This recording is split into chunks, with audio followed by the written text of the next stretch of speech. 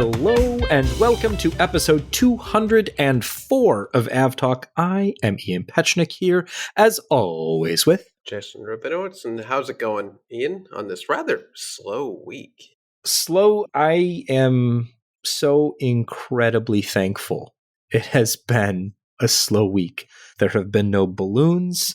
There have been no planes diving towards the ground and then climbing away as if nothing happened.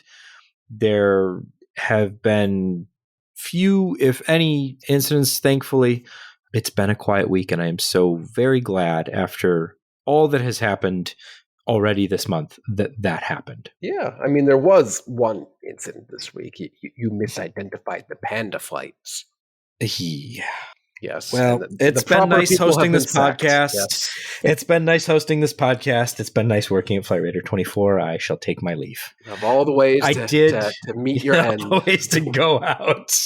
I did, in fact. So there are 4 pandas leaving Japan and going to China.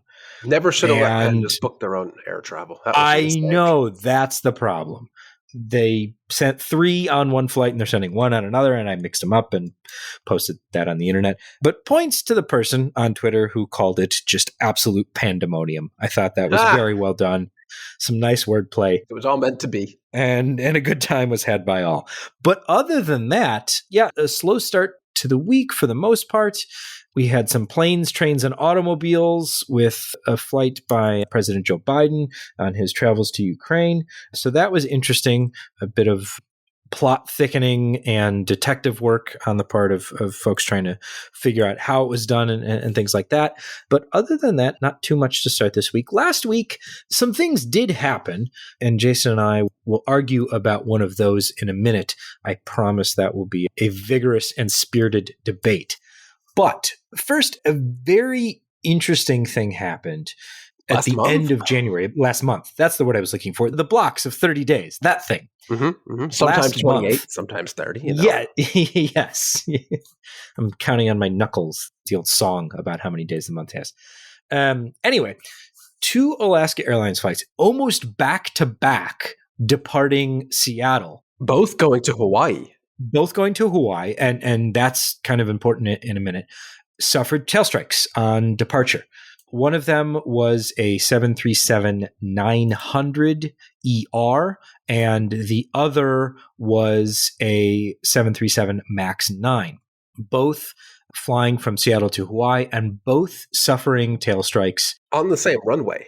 16L. Leaving the same runway, not too far apart, within minutes of each other. And so Alaska did something pretty fascinating to me and really important. They stopped everything. They shut down the airline.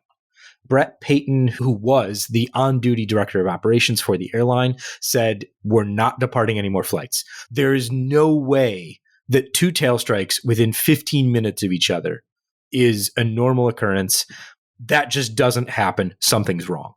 I don't even think it was 15 minutes, right? I mean, what I'm reading says about 6 minutes later after that incident. So let's see. So the first flight departed, 16. Yeah, so not long at all. 16:48 UTC and then 16:53. So within 10 minutes. Yeah, that is astronomically unlikely to have 2 flights departing from the same airport on the same runway, both encountering tail strikes, and really, really have to tip the hat to Alaska Airlines and the safety culture there and the operations to not just know that both of these flights experienced tail strikes moments after they happened, but to make that link that, okay, we've just had 2 in a few minutes. That is not normal. We need to shut everything down and figure out what happened and then solve that situation, figure out what it was, and resume flights in 22 minutes.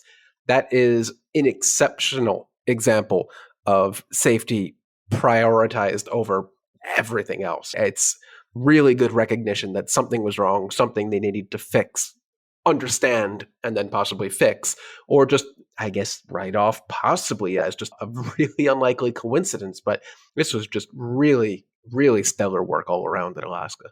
Yeah. So first things first, the planes are okay. The passengers are okay. The crews are okay. They came back. They landed normally.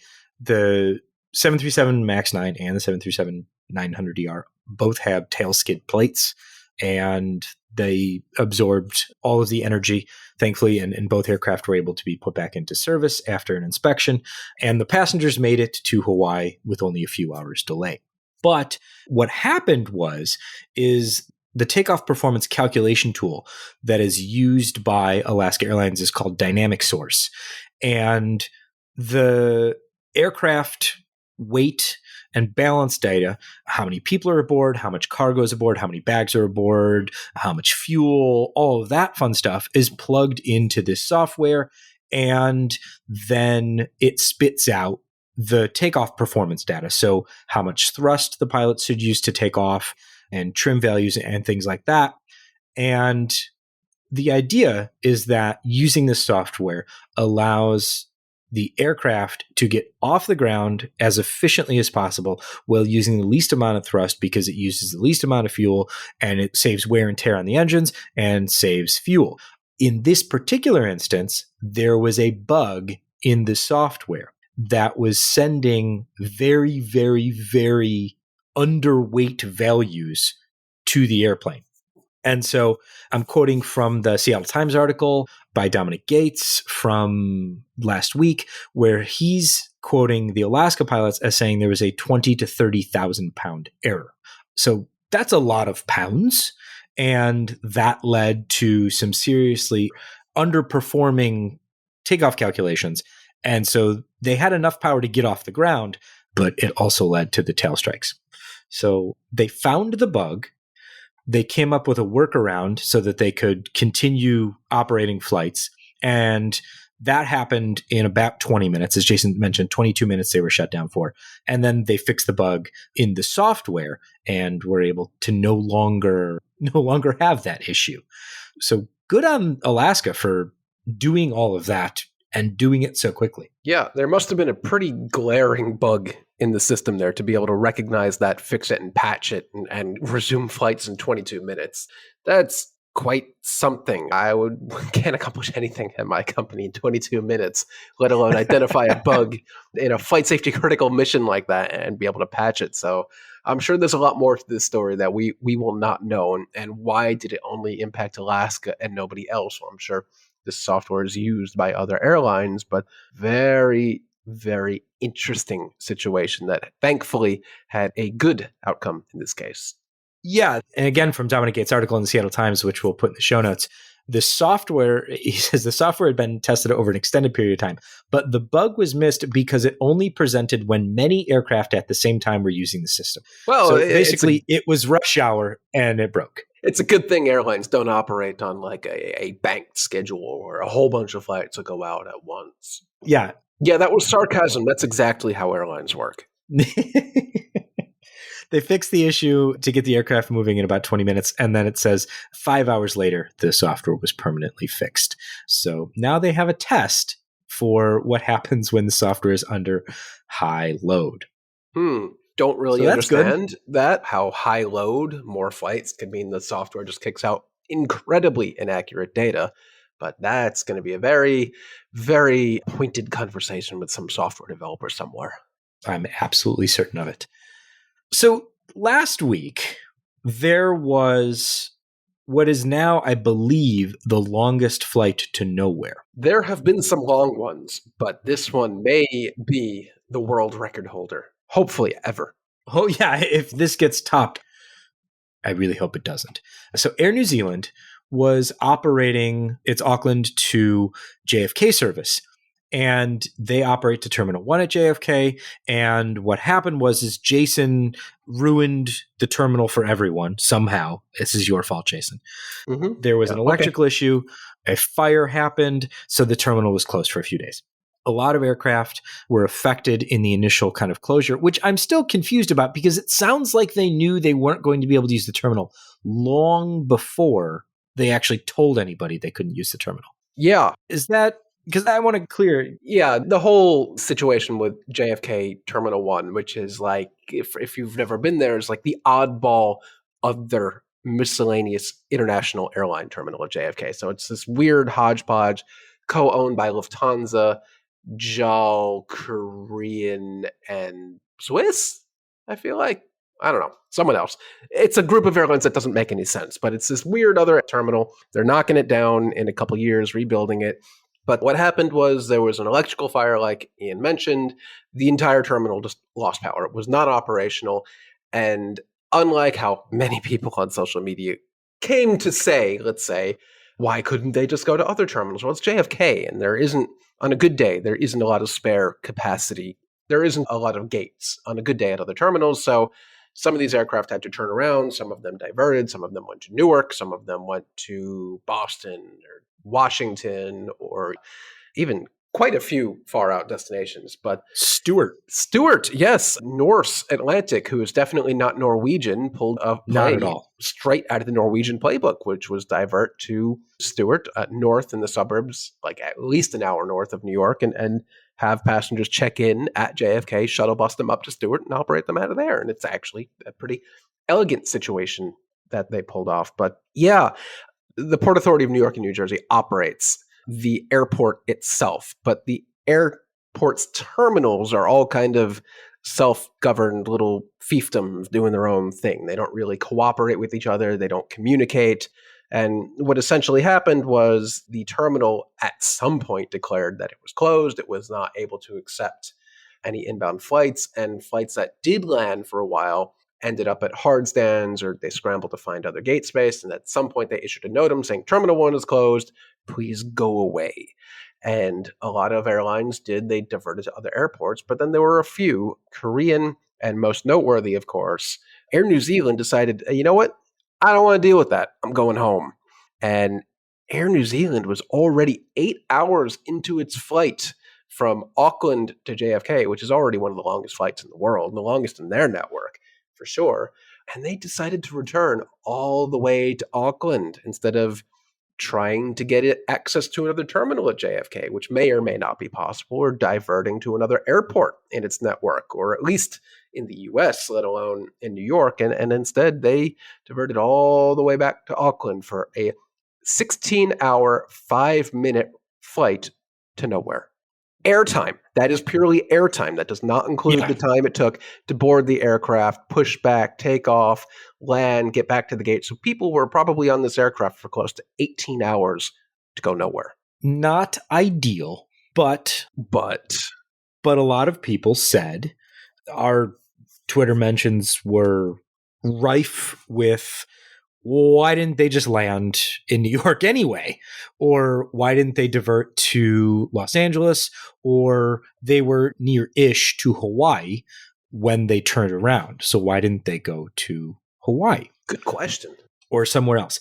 And so what the airline said, the airline's reasoning was diverting anywhere but returning to Auckland would put the aircraft, the crew, and the passengers would actually be more inconvenient for all of that than for all of those things, people and things, than just returning to Auckland. Because basically what they said is that the aircraft would be out of position for multiple days. They would have multiple crews out of position for multiple days. And then the passengers, they were able to rebook them, all of them, from Auckland, whereas they weren't sure they could rebook all of them from an outstation as quickly as they were able to rebook them from Auckland. Jason and I have, prior to recording over the past week or so, gone back and forth about this. And I'm not sure I've been able to convince Jason that I think what the airline did was the right thing. Nope. You have not convinced me otherwise. I've not been able to. So why not? Why do you remain unconvinced? I am not saying what the airline did is wrong. I will not second guess their operations. But what I will say is that the pilots of this aircraft pleaded over ACARS, and we've seen the messages. They pleaded over ACARS with operations to continue to anywhere in the U.S., to Houston, where they have operations, or Newark, or somewhere to get those passengers literally anywhere else other than back to Auckland. So a bit of context that we haven't mentioned yet was Auckland and New Zealand in general had some really terrible floods leading up to the departure of this flight. And the prior flight of NZ2 was actually canceled. And this flight doesn't even operate daily. So people have possibly already been waiting up to more than half a week to get on a flight departing Auckland to New York. So some of these people are already quite a bit delayed. Sending them back to New Zealand on a 16-hour flight basically resets the clock for these people. And they have to be reaccommodated somehow on a route that only operates every other day at best. There is no alternative flight. Either they send them through LA or Houston or something. It was the right call from an airline operations point of view. From a passenger standpoint, it was the worst possible decision they could have made. They were not far from Hawaii.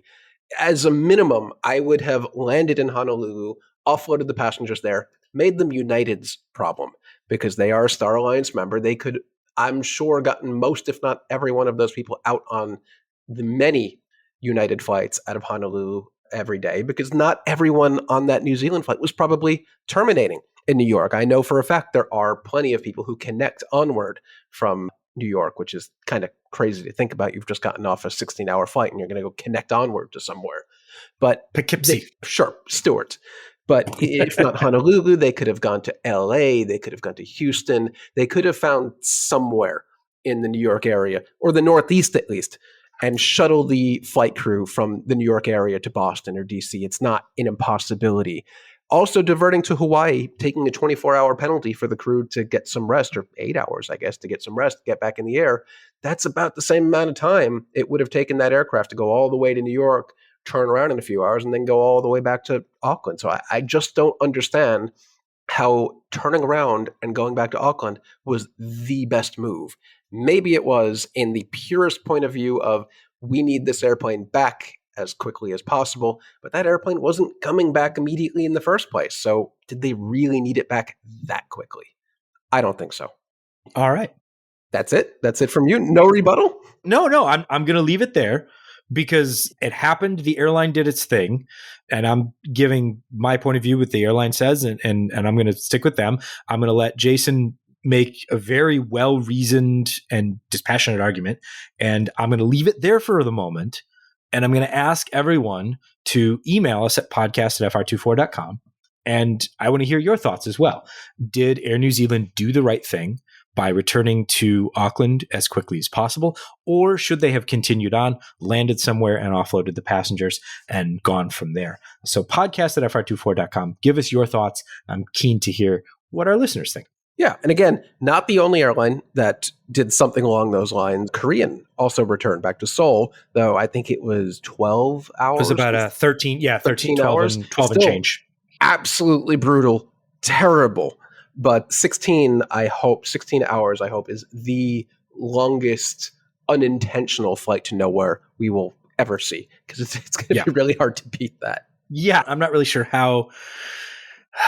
I guess it would have to be like a Qantas flight. Yeah, at some point, though, that flight crosses the point of no return and it just can't get back to Auckland. Right. It's battling headwinds. So I don't know how there could be, at least for commercial airlines, how you could have a longer diversion. And hopefully no one will ever have to find that out, because I just can't imagine the feeling of the passengers 16 hours into that flight knowing they've gone absolutely nowhere and having to face it again for another 16 hours. It's just, ugh. Oh, yeah. No, I don't even think how that would be possible. So a few weeks ago, we talked about airlines in Russia receiving permission to begin using their existing aircraft as spare parts repositories, using spare parts from some of their aircraft to maintain their other aircraft. And this week, we get to talk about another step that Russian airlines are asking Russian regulators to greenlight, which is basically saying there's certain maintenance intervals for various tasks, and the airlines want to extend those intervals. So if it's 10,000 flight hours to inspect this particular part in the landing gear, maybe it's 15 now, maybe it's 20. And they're also looking for, and this is where I think it gets really interesting, alternative methods of compliance with airworthiness directives. So basically, if Boeing comes out tomorrow and says we've got a problem with the 777-300ER, which is one of the airline types that is currently being operated by Russian airlines, and the FAA says, you know what, we're going to issue an airworthiness directive that says if you operate the 777-300ER, you got to fix this. Well, if it involves parts, the Russian airlines can't get those parts, or they're going to have to figure out a way to get those parts. And so they're looking for alternative methods of compliance. Kind of an increasing slope on the slippery slope of operating aircraft for which you can't really maintain the fleet. Hey, none of that sounds great at all, does it? Nope. Nope. Sure doesn't. To be clear, it is not unheard of or exceptional even for airlines to ask the FAA to increase the period of time between inspections of certain parts. And that does become, as parts become more reliable, the inspections of those parts can become more prolonged over time. But I don't think we have seen any U.S. airlines that we want to just push the inspection cycles for everything out 6 months, or we're just going to figure out a different way to comply with an airworthiness directive. Some of these will be, of course, minor and almost barely worth talking about, but like you said, Ian, if GE were to discover a problem with the GE90 that basically said you have to fix this or, I don't know, the engine is going to explode and Russia has to figure out another way to go about fixing it, that is a very not good situation to be in. Which is not to say that that is extremely likely to happen, but at some point there's going to be an airworthiness directive or there's going to be a maintenance interval where, okay, that plane just can't fly anymore. Yeah, well, think about the Pratt & Whitney 777 engines on the United 777-200ERs. Like, that was a pretty significant issue they were having. And a lot of investigation went into fixing that aircraft and quite a number of hours to get it back in working order. But it's going to be a bit different for the Russian airlines, I guess. It'll have to be. Let's stick with Russia. And I want to hit on some interesting comments that Ben Smith of Air France KLM said during their 2022 earnings call that happened this week. There was an analyst that asked them about flying around Russia. So Air France KLM flights having to fly around Russia to get to destinations in China and Japan and places like that. And Ben Smith said something very interesting, that yes, they have to fly longer, up to 3 hours longer, while avoiding Russian airspace. But the interesting thing here is that the overflight fees that the airline was paying to Russia to use Russian airspace were so high that they've actually seen similar performance, and it hasn't really affected the profitability of those flights. Yeah, that's kind of wild. That's crazy to me. Isn't it? Yeah. Russia has always been notorious for charging high overflight fees because they can. Russia's huge. So why not charge a lot? Where else are you going to fly? Well, what are people going to do? Fly around for 3 hours? Yeah, these days. Yeah. I guess this math works while oil prices are low, as they kind of are now, and aircraft are more and more efficient. Like, does this math work with a brand new A350? Probably. I guess it does. Would it have worked with a 747-200? Almost certainly not. So this is definitely very interesting. I'm not sure all airlines are in the same boat with this, because some airlines have been very, very impacted. Like, I know we've talked about Finnair in the past, where they basically had to change their entire business model because of this. But for Air France, KLM, it seems like it's more of a wash.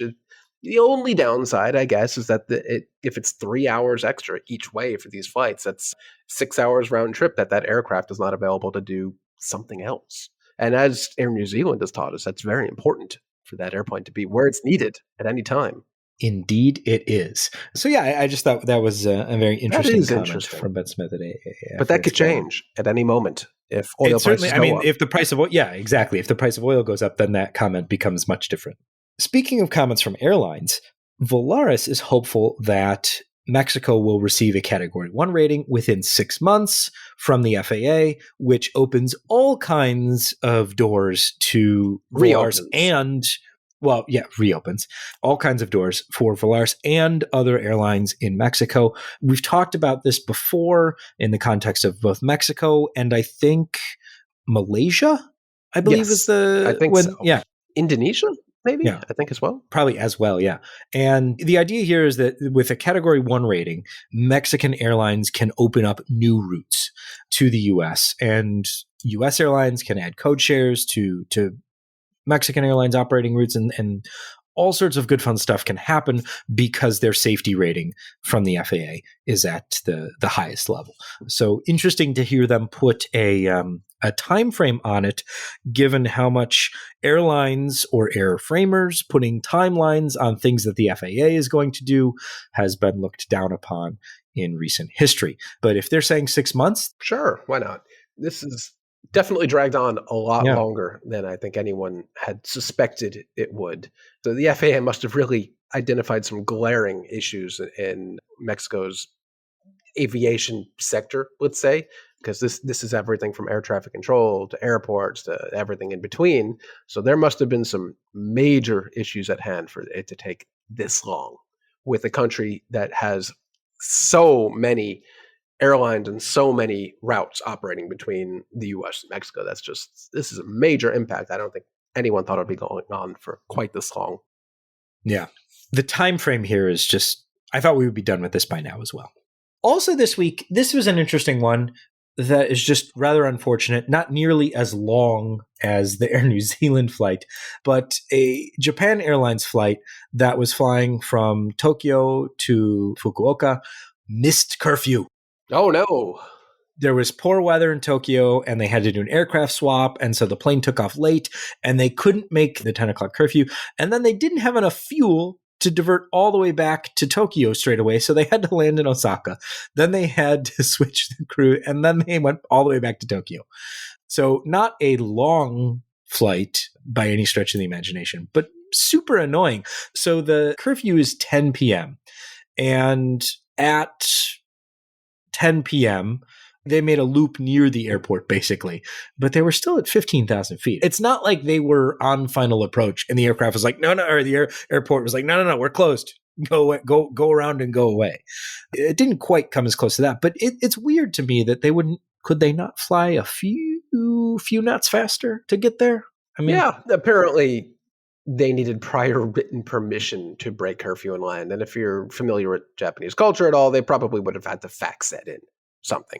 You probably can't do that from an A350. I don't think they come equipped with a fax machine. We should ask Airbus. Yeah, we should. I mean, if you pay Airbus enough, they will install it in that flight deck. I guarantee they would. It's kind of disappointing that the airport wouldn't have let them land if they were already en route and close. Because even here, LaGuardia has, quote unquote, a curfew. It's not a real curfew, but typically, I think it's midnight between April and September or something. There's not supposed to be any flight operations past midnight, but that is frequently these days suspended due to weather. So we are aware that weather happens here in the Northeast, and if a flight is 40 minutes late, even 2 hours late, if there's a major weather event, they're not going to say, go away, go to JFK. They'll let that flight land in not even exceptional circumstances. So kind of odd that they wouldn't allow it in this case, since it did seem to be weather-based. But again, really feel bad for those passengers to make a 3-segment flight, I guess, that ended up going nowhere. Or I guess it was 2, since they didn't land initially. But at least JAL found a crew in Osaka in the middle of the night to get them back to Tokyo. That's true. They did make it back to Tokyo. They got put up on hotels and went the next day. But just not a great week for flights to nowhere. No. The New York Times has discovered sustainable aviation fuel. Hey, that's great. I'm glad to see that they've finally written about it. They had a piece out today, and it mostly focuses on United, and it talks about how there's not enough SAF to go around and all of those things. Yeah, because United's going to put it all in their supersonic little thing. Well, that's where it's really interesting to me, because they have a quote from United CEO Scott Kirby. And Kirby says, quote, "I am genuinely a nerd about climate change. The implications are so dramatic, and there are all these tipping points that once you hit them, they're effectively irreversible," unquote. To Jason's point, the conversation about SAF usage, and I think it's a very valuable conversation, one that we've had quite a few times and one we keep coming back to, and I'm sure we'll revisit it more deeply once again as it becomes more available and more airlines start using it for more of their flights. However, I'm still having a great bit of difficulty squaring away the fact that United says it is going to purchase these boom aircraft and use them 100% on sustainable aviation fuel.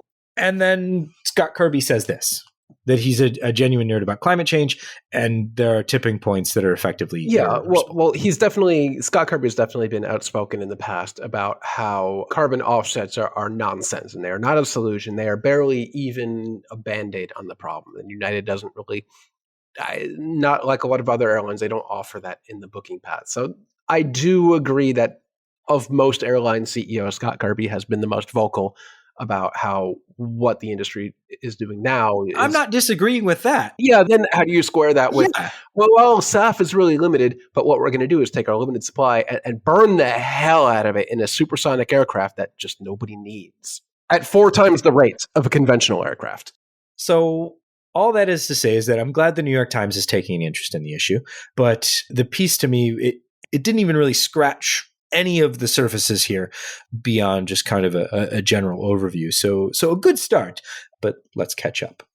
We had reserved big space in the show. We were going to make this like a 4-hour long podcast because Qantas was unveiling its Project Sunrise premium cabins today. There was a lot of will they, won't they about what things were going to look like. Was this going to be an incredibly, revolutionary product?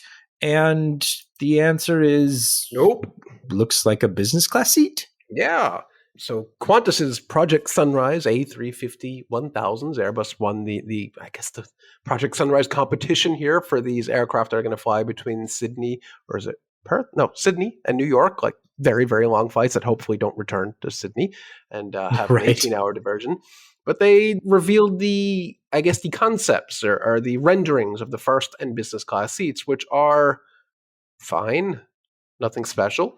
First class looks extremely nice in that it's a seat with a bed side by side, but also nothing new. We saw Lufthansa do that in its old first class, which they don't even have anymore. Yep. I love the concept, but there's a bed aside from the seat, so that there's two separate places. That it's not a seat that converts to a bed, though it looks like it can do both, actually. And then a business class that just looks like any other business class that you'd find on.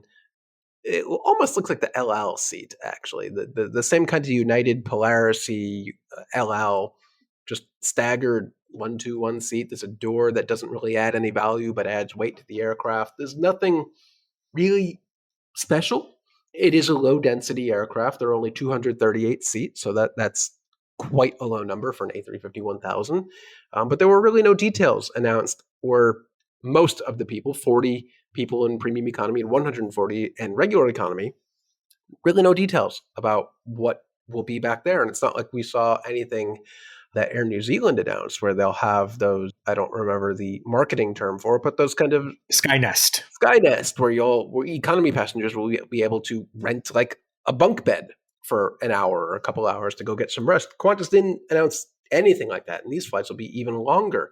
So really disappointing that maybe they have something up their sleeves in the future, because they only revealed the details of business and first class, but there's really nothing that stands out that's unique or special about these aircraft. I would love, of course, to fly Qantas first class on these aircraft because it looks phenomenal. But again, compared to what is modern day first class on new aircraft, it is really nothing unique.